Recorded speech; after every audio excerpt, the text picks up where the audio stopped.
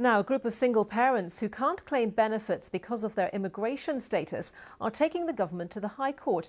A hearing later today will hear pleas to lift the restrictions because of the coronavirus outbreak. Well, we can speak now to Kaz Hattem from the Unity Project, which is a volunteer-led organisation which is supporting the legal challenge. Kaz, good morning to you. So, typically explain for us, first of all, who is this policy affecting?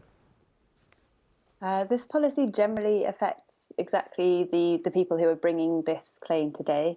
So single parents of often 2 or more children who are working and paying tax, but still, unable to access any benefits. So these are individuals who, because of a Home Office policy dating back to when Theresa May was Home Secretary, have limited leave to remain in the UK on family private life grounds because explain for us. Yeah, exactly. So as you said, on family private life grounds, that generally means people who have a British child or a British partner. And just to explain a bit of the context, people are given this limited leave to remain for a series of 10 years and have to pay extortionate fees every time that they reapply. Now, I know that the Unity Project is saying often these are single mothers working in 0 hours contracts, in cleaning work, in care work.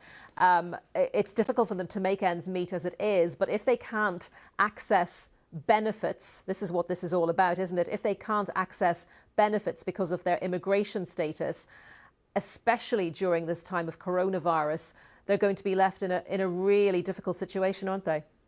Yeah, exactly. And I think it's important to say that these families are in difficult situations, or were in difficult situations even before this pandemic.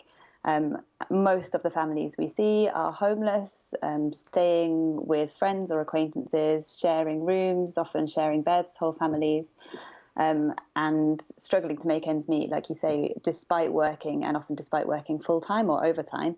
And now, because of coronavirus, all of those things have been exacerbated. But the Home Office says that the job retention scheme, where employers pay 80% of workers' wages, is open to people in this situation that you're describing, without them needing to access public funds, as it were.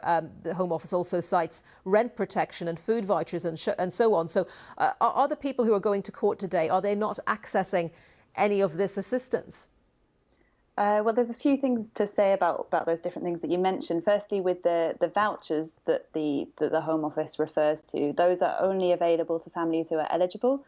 They're not, free school meals aren't technically a public fund, but families who have no recourse to public funds aren't eligible for free school meals generally, because it's dependent on, access to free school meals is dependent on you claiming certain benefits, which obviously families who aren't eligible to do that can't claim.